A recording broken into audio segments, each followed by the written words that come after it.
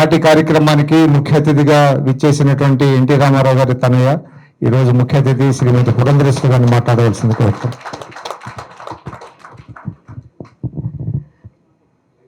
సభాయ నమః అంటూ సభాసర్స్ నమస్కరిస్తూ పెద్దలు సోదరులు జనార్దన్ గారికి, విక్రమ్ గారికి, వేదిక మీద ఉన్నటువంటి పెద్దలందరికీ, వేదిక ముందున్నటువంటి ఎందరో మహానుభావులు అందరికీ వందనములంటూ ప్రతి ఒక్కరికి పేరు పేరున నా నమస్కారాలు తెలియజేస్తున్నాను.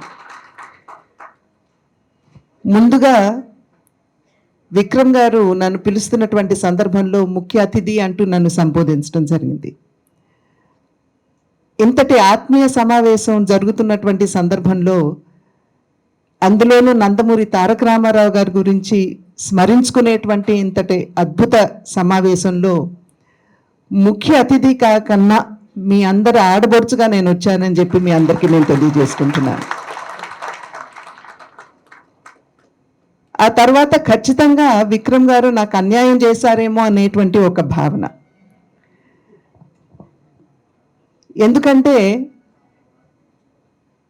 నందమూరి తారక రామారావు గారికి సంబంధించినటువంటి సమావేశానికి నన్ను ఆహ్వానించినందుకు నేను సంతోషించాలా, లేదా జనార్దన్ గారు, నరసింహులు గారు మాట్లాడిన తర్వాత నన్ను మాట్లాడడానికి పిలిచినందుకు బాధపడాలా నాకైతే అర్థం కావడం లేదు.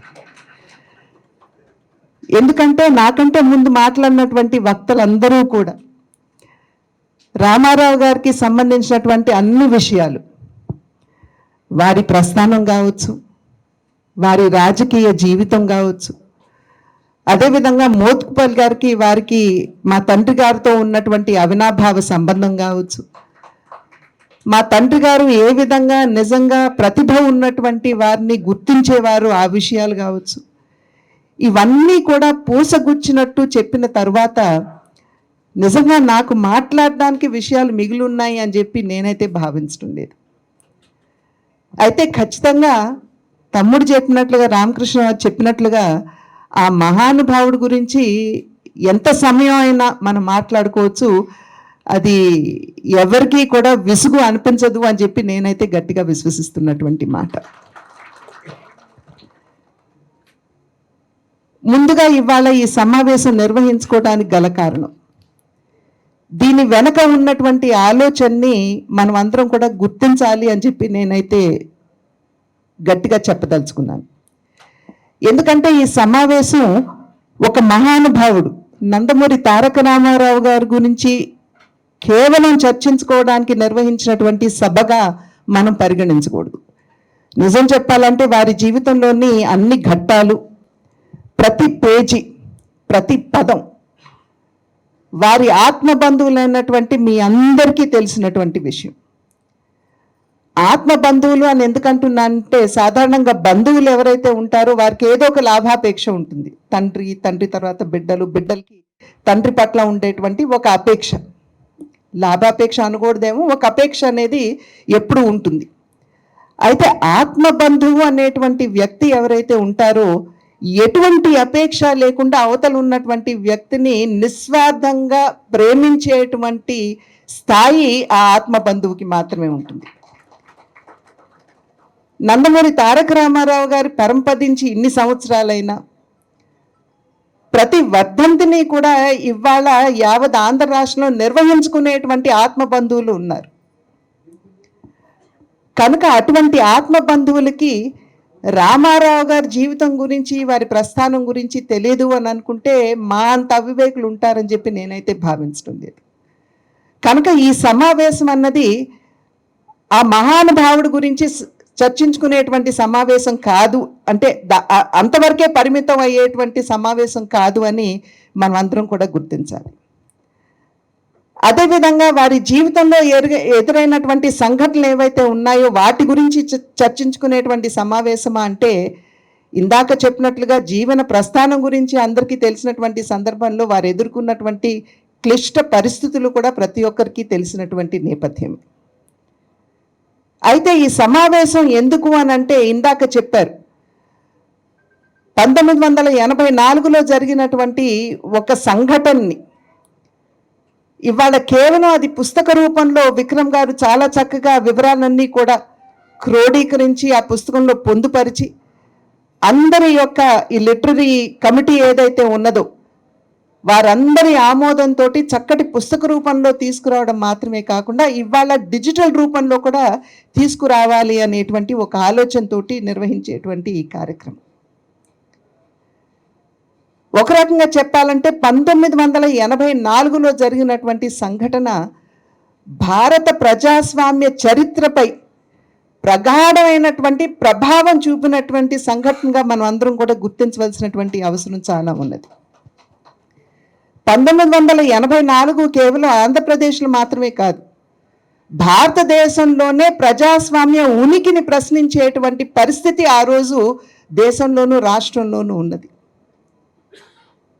1984 ఆగస్టు ఆనాడు జరిగినటువంటి ఆ ప్రజాస్వామ్య ఖూని ఏదైతే ఉన్నదో అది కేవలం ఒక రాజకీయ ఘటనగాను లేదా అధికారాన్ని అప్రజాస్వామికంగా కోల్పోయినటువంటి ఒక వ్యక్తికి మద్దతు తెలుపుతూ వారిని తిరిగి అధికారంలోకి తీసుకొచ్చినటువంటి సంఘటనగాను ఇది మనం చూడకూడదు అని చెప్పి నేను గట్టిగా వేదిక మీద నుంచి తెలియజేస్తున్నటువంటి విషయం. ఇది ప్రజల యొక్క మనోభావాలు, ప్రజల గౌరవం, వారి ఆత్మగౌరవంతో పాటు ప్రజాస్వామ్య పరిరక్షణోద్యమంగా మనం ఖచ్చితంగా పరిగణించవలసినటువంటి అవసరం ఉన్నటువంటి విషయం మనం అందరం కూడా ఇక్కడ గుర్తించాలి.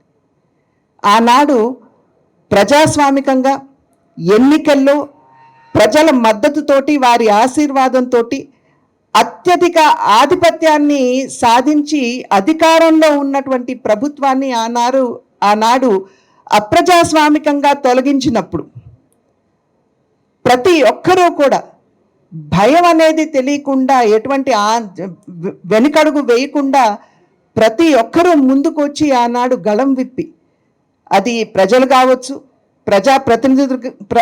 ప్రతినిధులు కావచ్చు, ప్రజాస్వామ్య వాదులు కావచ్చు, లేదా ప్రజాస్వామ్యాన్ని రక్షించడానికి ముందుకు వచ్చినటువంటి వారు కావచ్చు, ప్రతి ఒక్కరూ కూడా ఆ రోజు ధైర్యంగా గళం విప్పి ముందుకు వచ్చి చేసినటువంటి నిర్వహించినటువంటి ఆందోళన అని చెప్పి మనం గుర్తించాలి. ఇందాక తమ్ముడు చెప్పాడు, ఆనాడు మా తండ్రి గారు తీవ్ర అనారోగ్యం, అప్పుడే గుండెకి సంబంధించినటువంటి శస్త్రచికిత్స చేయించుకుని వారు తిరిగి భారతదేశానికి రావడం, అదేవిధంగా వారితో పాటు కుటుంబం అంతా కూడా వేదనలో మునిగి ఉండడం, మా తల్లిగారు శ్రీమతి బసవరామ తారకం గారు క్యాన్సర్ మహమ్మారికి వారిని మేము కోల్పోవడం, ఒక పక్క ఆవేదనలో ఒక పక్క కష్టంలో ఉన్నప్పటికీ కూడా ఆనాడు ప్రజలు తన మీద ఉంచినటువంటి విశ్వాసంతో వారికి కట్టబెట్టినటువంటి బాధ్యతకి న్యాయం చేయాలి అనేటువంటి భావనతోటి నందమూరి తారక రామారావు గారు వీటన్నింటికంటే మిన్నగా ప్రజాస్వామ్య పరిరక్షణ కోసం ఆనాడు ఉద్యమించారు అనేటువంటి విషయం మనం ఇక్కడ గమనించవలసినటువంటి అంశంగా మీ అందరికీ నేను తెలియజేసుకుంటున్నాను.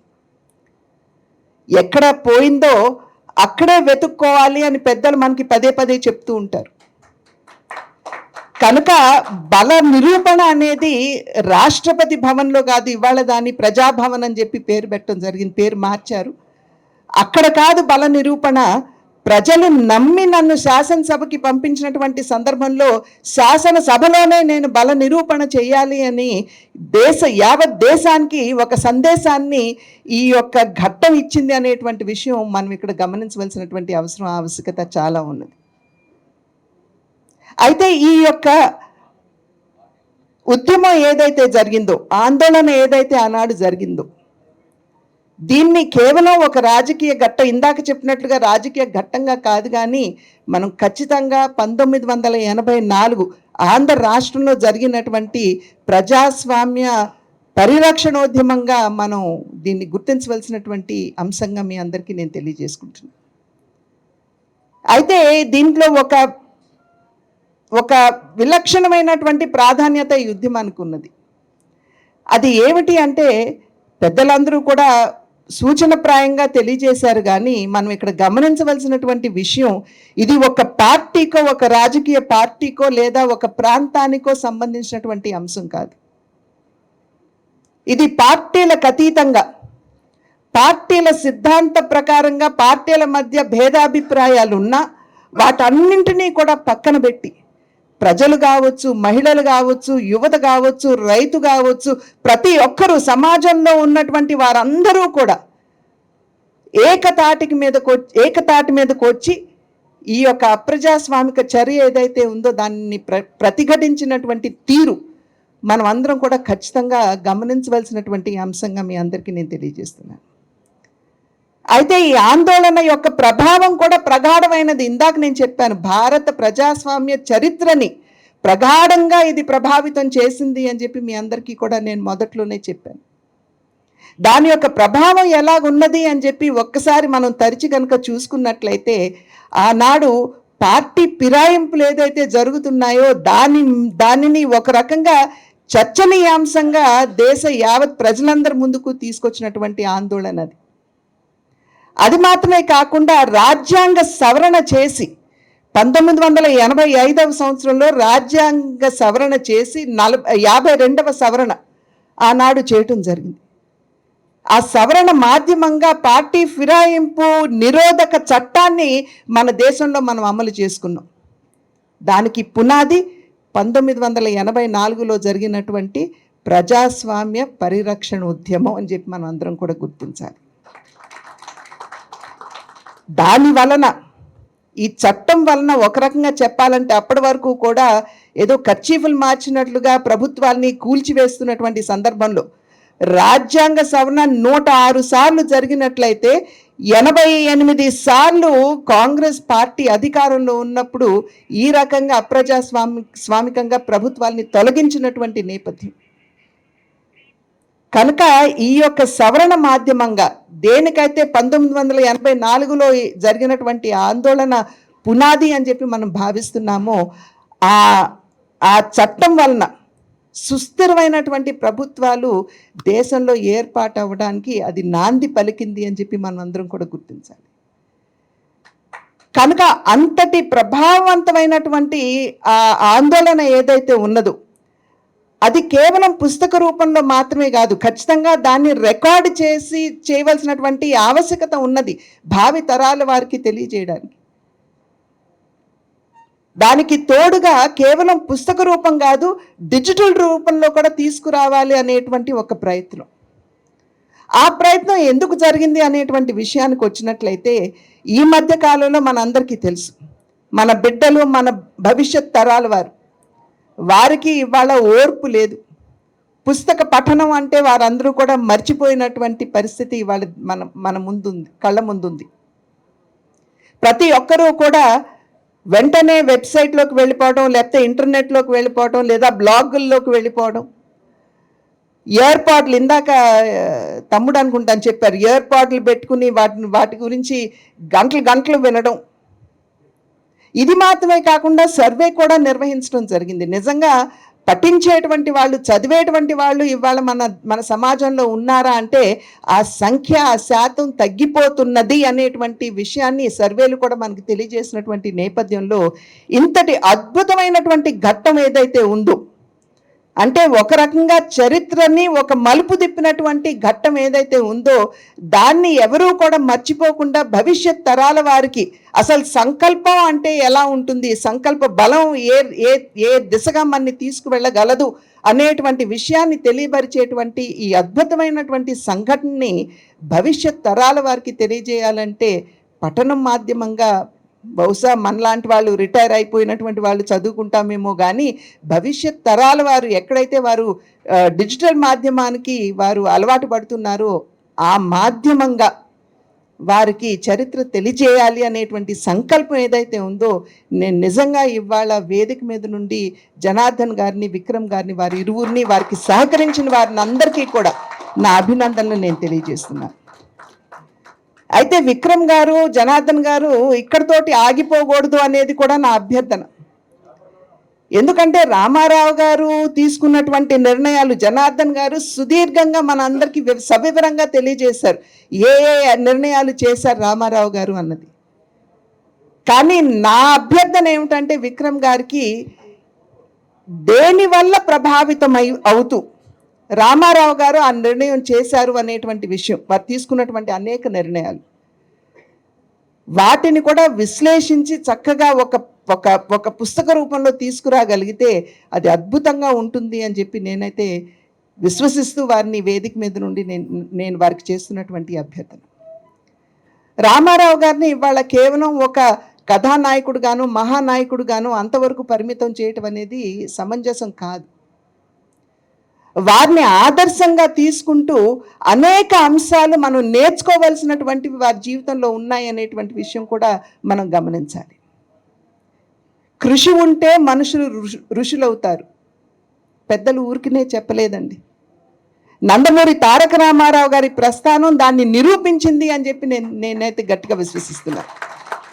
ఒక సాధారణమైనటువంటి రైతు కుటుంబం నుండి వచ్చి వారు మాకు అనేక సందర్భాల్లో చెప్పేవారు చదువుకోవటానికి కూడా మా ఇంట్లో లాంతర్లు లేకపోతే ఎక్కడో వీధి దీపాలో ఎవరింటికో వెళ్ళి అక్కడ మేము ఆ లాంతర్లో వెలుతురులో కూర్చుని చదువుకునే వాళ్ళం అని చెప్పారు. నిమ్మకూరు నుండి విజయవాడ వరకు సైకిల్ తొక్కుకుంటూ వచ్చి అక్కడ పాలు అమ్మి తిరిగి నిమ్మకూరుకు వెళ్ళి స్కూల్కి వెళ్ళేటువంటి సందర్భాల గురించి కూడా వారు మాకు తెలియజేసేవారు. జేబులో 50 పైసలు పెట్టుకుని నేను మద్రాసుకు వచ్చాను, ఒక కప్పు టీ తాగాలంటే నేను మౌంట్ రోడ్ వరకు వెళ్ళాలి, బస్సు ఎక్కినట్లయితే నా జేబులో ఉన్నటువంటి 50 పైసలు ఖర్చు అయిపోతాయి అని చెప్తూ కాలి నడకన వెళ్ళి ఒక కప్పు టీ తాగి తిరిగి వచ్చినటువంటి విషయం మా తండ్రి గారు మాకు తెలియజేశారు. కనుక ఆ స్థాయి నుండి వారు ఏ స్థాయికి వెళ్ళారో నేను మీకు చెప్పాల్సినటువంటి అవసరం లేదు. కనుకనే కృషి ఉంటే మనుషులు ఋషులవుతారు. ఏనాడు వారు బాధపడలేదు, నేను ఇంత ఇబ్బంది పడ్డాను అనేటువంటి బాధ వారికి ఎప్పుడూ లేదు. కానీ ప్రతి ఇబ్బంది నుండి పాఠాలు నేర్చుకుంటూ వారు ముందుకు వెళ్ళారు అనేది మాత్రం ఇది వాస్తవం. అదేవిధంగా అంకిత భావం, తాను నమ్ముకున్నటువంటి రంగం, ఆ రంగాన్ని నమ్ముకుని వచ్చినటువంటి సందర్భంలో అంకిత భావంతో ఆ రంగానికి చేసినటువంటి సేవ. అంతకుముందు రామారావు గారు సినీ రంగానికి రాకముందు మొహానికి రంగులు వేసుకునేవారు అనేటువంటి ఒక ఆలోచన, ఒక చిన్న చూపు చాలా మందిలో ఉండేది, గౌరవించేవారు కాదు. కానీ ఎప్పుడైతే రామారావు గారు సినీ రంగ ప్రవేశం జరిగిందో వారు క్రమశిక్షణతోటి అంకిత భావంతో తను నమ్ముకున్నటువంటి రంగానికి న్యాయం చేయాలి అని చెప్పి చూశారు. వెంటనే యాక్టర్లు అంటే ఒక రకంగా చెప్పాలంటే గౌరవం కూడా పెరిగింది. వారు ఎప్పుడు తరచు మాతో చెప్తూ ఉండేవారు, తమ్ముడికి గుర్తు ఉంటుంది, ప్రొడ్యూసర్ తల్లి అయితే డైరెక్టర్ తండ్రి అని చెప్పి మాకు అనేక సందర్భాల్లో చెప్పేవారు. పెట్టుబడులు ఒకరు పెడితే దాన్ని ఏ విధంగా విజయవంతంగా సఫలీకృతంగా దాన్ని వినియోగించుకోవాలో దర్శకుడు ఆలోచిస్తారని చెప్పి తండ్రి గారు చెప్పేవారు. ఆ సందర్భంలో వాళ్ళు పెడుతున్నటువంటి పెట్టుబడి ఏదైతే ఉందో దానికి అన్యాయం జరగకూడదు అనేటువంటి ఆలోచనతోటి 9 గంటలకి షూటింగ్ అంటే 8:45 గంటలకే వెళ్ళి అక్కడ కుర్చీలో కూర్చునేవారు నందమూరి తారక రామారావు. ఎందుకంటే వారు నష్టపోకూడదు అనేటువంటి ఆలోచన. అదేవిధంగా ఇందాక జనార్దన్ గారు మాట్లాడుతూ చెప్పే పౌరాణిక పాత్రలు కనుక వేసినట్లయితే పారితోషికం తగ్గించుకునేవారు. ఎందుకంటే సినిమా ఒక మాధ్యమం, కేవలం అది ఒక ఎంటర్టైన్మెంట్ కాదు, దాని మాధ్యమంగా మనం కొంత నేర్చుకునేటువంటి అవకాశం ఉంటుంది. భావి తరాలకి ఒక రకంగా మన పౌరాణికాలు తెలుస్తున్నాయి లేదా కొంత మేరకు తెలిసాయి అని అంటే ఆ సినిమాల వల్లనే.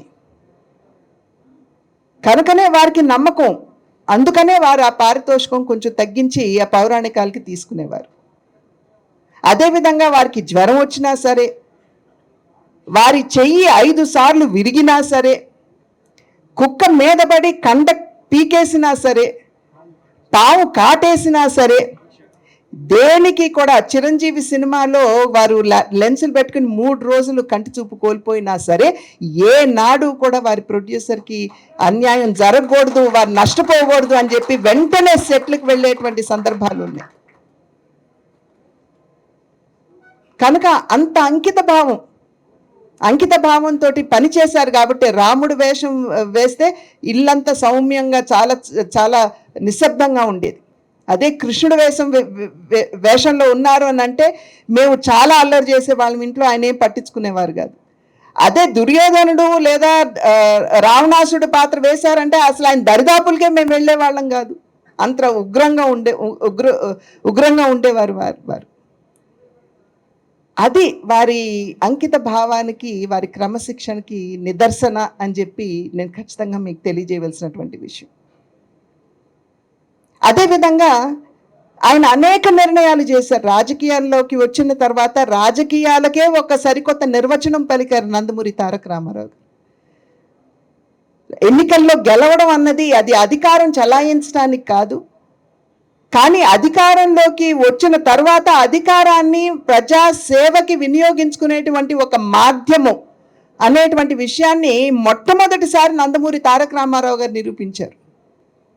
వారు తీసుకున్నటువంటి నిర్ణయాల గురించి వాళ్ళ కొత్తగా నేను మీకు చెప్పనవసరం లేదు. ఇందాక పెద్దలు జనార్దన్ గారు, అదేవిధంగా నరసింహులు గారు కూడా వారందరూ చెప్పారు. అనేక నిర్ణయాలు, ₹2 కిలో బియ్యం కావచ్చు, పక్కా గృహ నిర్మాణం కావచ్చు, జంటా వస్త్ర పథకం కావచ్చు, ఆడపడుచులకి సమాన హక్కు కావచ్చు, ఆడపడుచులకి మొట్టమొదటి విశ్వవిద్యాలయం కావచ్చు, పెన్షన్లు కావచ్చు, ఇవన్నీ కూడా రామారావు గారు వారి మీద సమాజంలో వారు చూస్తున్నటువంటి రుగ్మతుల యొక్క ప్రభావం వారి మీద ఉన్నటువంటి సందర్భంలో వారు తీసుకున్నటువంటి నిర్ణయాలు. కనుకనే నేను ఇందాక విక్రమ్ గారిని అభ్యర్థించింది ఆ కోణం నుండి కూడా. ఎందుకంటే అవినీతి గురించి అవినీతిని సహించేవారు కాదు. లోకాయుక్తని మొట్టమొదటిసారి ఆంధ్ర రాష్ట్రంలో వారు నియామకం చేశారు. ఎందుకు అని అంటే ఆనాడు వారు ఉద్యోగం చేస్తున్నటువంటి సందర్భంలో, సబ్ రిజిస్ట్రార్గా పనిచేస్తున్నటువంటి సందర్భంలో ఆ ఆఫీస్లో జరిగేటువంటి అవినీతిని చూసి సహించలేక నేను ఇక్కడ ఇమడలేను అనేటువంటి భావనతోటి ఆనాడు రిజైన్ చేసి బయటకు వచ్చి ఆ తర్వాత సినీ రంగంలోకి రావడం జరిగింది. తరచూ పేదల ఇళ్ళు వర్షానికి కూలిపోవడం, లేకపోతే ఎండలు వచ్చినప్పుడు కాలిపోవడం, మళ్ళీ తిరిగి పేదల ప్రభుత్వం దగ్గరికి వెళ్ళడం. ప్రభుత్వం 15,000 రూపాయలు అనుకుంటాను ఆ రోజుల్లో ఇచ్చేటువంటి పరిస్థితి ఉండేది. 5,500 ఇచ్చేవారు, 500 ఇచ్చేవారు. కనుక ప్రతిసారి పేదవాడు ఈ రకంగా నష్టపోతున్నటువంటి సందర్భంలో పేదవాడికి పక్కా గృహ నిర్మాణం చెయ్యాలి అనేటువంటి భావన, అది దాని యొక్క ప్రభావం, వారు తన కళ్ళ ముందు చూసినటువంటి సంఘటనల యొక్క ప్రభావం వారిని ఒక బృహత్తరమైనటువంటి నిర్ణయం తీసుకునే దిశగా ప్రేరేపించింది. అదేవిధంగా చేనేత రంగం 50 సంవత్సరాలు పైబడిన తర్వాత వారు నైపుణ్యంతో కూడినటువంటి గుడ్డ అల్లిక చేయలేరు. వారికి కీళ్ళ నొప్పులు వచ్చి బాధపడుతున్నటువంటి సందర్భంలో ఉభయ కుశలోపరి అన్నట్లుగా వారికి తక్కువ ధరకే, మిల్గేట్ ప్రైస్కే వారికి డై ఇవ్వడం, రంగులో ఇవ్వడం కావచ్చు, లేకపోతే నూలు ఇవ్వడం కావచ్చు చేసి తిరిగి వారి దగ్గర నుండి ఆ బట్ట తీసుకుని జంటా వస్త్ర పథకాన్ని ఫే ప్రైస్ షాప్లో తక్కువ ధరకే బట్ట అమ్మేటువంటి కార్యక్రమానికి నందమూరి తారక రామారావు గారు శ్రీకారం చుట్టారు. ఎంత ఆలోచన ఉన్నదో ఒక్కసారి ఆలోచించండి. చాలామంది అంటూ ఉంటారు వారు పేపర్లు చదవరు, వారికి నిజంగా న్యూస్ అంటే వారికి ఎటువంటి అవగాహన లేదు అని చెప్పి అనుకుంటారు. కానీ ఇక్కడ కావాల్సింది మీడియా న్యూస్ చదవటం కాదండి, న్యూస్ పేపర్లు చూడటం కాదండి. ఇక్కడ కావాల్సింది ఇందాక వారు చెప్పినట్లుగా మానవతావాదంతో స్పందించేటువంటి హృదయం. అది వారి జీవితంలో వారి ప్రతి ఒక్క మలుపులో కూడా వారు ఆ ఇబ్బందుల్ని చూశారు కాబట్టే ఈ రకమైన నిర్ణయాలు. రైతులకి ₹50కి ఆనాడు హార్స్ పవర్ ఇచ్చారు. ఈనాడు ఉచితం అని చెప్పి ఎంతమంది అన్నా ఆనాడు రైతుల్ని ఆదుకున్నది మాత్రం నందమూరి తారక రామారావు గారు అని చెప్పి మనం గమనించాలి.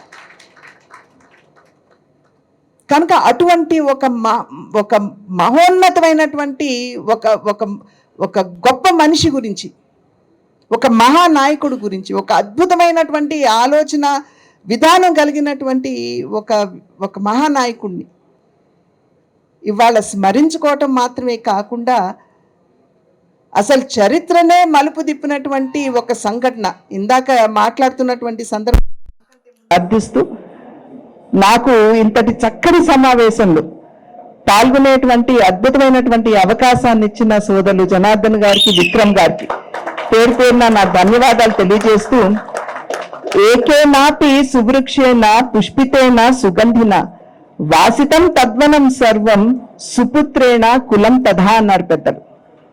అంటే అడవిలో వేలాది చెట్లు ఉండొచ్చు, కానీ అవన్నీ కూడా నిరుపయోగమే. సువాసనలు వెదజల్లేటువంటి పువ్వులు ధరించేటువంటి చెట్టు ఒక్కటి ఉన్నా చాలు ఆ వనమంతా కూడా సుగంధమయం అయిపోతుందని చెప్పి పెద్దలు ఏదైతే చెప్పారో, ఆ మహనీయుడు మనకి ఒక గుర్తింపు, తెలుగు జాతికి ఒక గుర్తింపు, తెలుగు జాతికి ఒక చరిత్ర, ఒక సంస్కృతి, ఒక భాష ఉన్నది అని విశ్వానికి తెలియజేసినటువంటి ఆ మహనీయుడికి మరి ఒక్కసారి శిరస్సు వంచి నమస్కరిస్తూ నాకు ఈ అవకాశాన్ని ఇచ్చిన మీ అందరికీ ధన్యవాదాలు తెలియజేసుకుంటూ సెలవు తీసుకున్నాను. జై హింద్. అమ్మా నాన్న ఇద్దరు గుర్తొచ్చేపాటికి నిజంగా ఆయన మంచి సున్నిత మనస్కులు. సో పెళ్లి కుదిరితే పెళ్లి తిరుమలలో చేస్తున్నారు.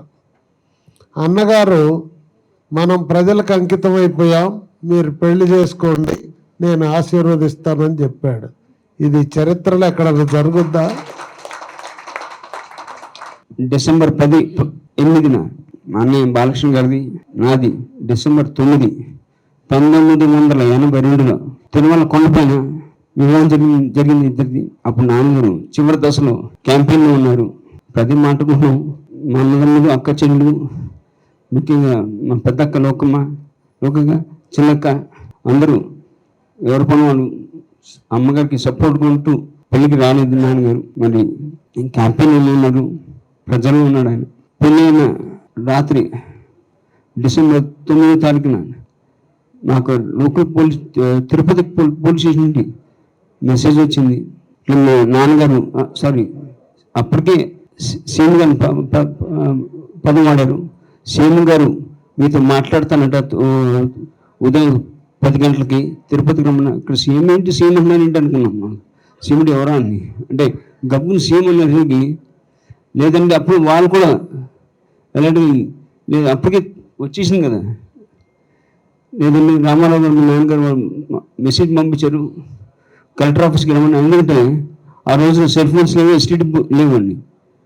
అప్పుడు కానీ కలెక్టర్ ఆఫీస్ నుంచి కలెక్టర్ ఆఫీస్కి ఒక హాట్ లైన్ ఏదో ఉండేదండి, హాట్ లైన్ అంటారు, ఇంటర్కమ్లాగా పనిచేసేది. ఆయన ఎక్కడ ఏ కలెక్టర్ ఆఫీస్ నుంచి చేశారో తెలియదు, కానీ ఆయన ఎక్కడెక్కడ ఉన్నారో ఎవరు తెలియదు. అదొక ప్రపంచం. కిందకి వచ్చాం, 9కి వచ్చాం. ఎందుకంటే ఆయన సమయం, ఆయన 10 అంటే మేము 4ంటికి రెడీ అయిపోతాం. సమయానికి చాలా విలువిస్తారు నాన్నగారు. కిందకి వచ్చాం. 9 నుంచి నేను అన్న ఇద్దరు వెయిట్ చేస్తా ఉన్నాం. మధ్యాహ్నం 2 గంటలకు ఫోన్ వచ్చిందండి. అది ప్రమాదం. ఎలక్షన్స్ అప్పుడు ఏది సమయంతో పాటు వెళ్ళేది కాదు ఆయన ఎలక్షన్స్ క్యాంపెయినింగ్. మధ్యాహ్నం 2ంటికి ఫోన్ వచ్చింది. అప్పుడు ఆయన నాతో రామకృష్ణ పెళ్ళికి రాలిపోయాం, ప్రజలు కలిపాం కదా, ప్రజలతోనే ఉంటాం, all the best, happy married life అని చెప్తూ వారు ఆశీర్వదించారండి. జీవితంలో మర్చిపోలేదు ఇంకంటున్నా.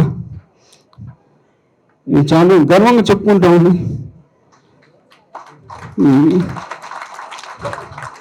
ప్రజలు మా కుటుంబం చాలా గర్వంగా చెప్పుకుంటాం.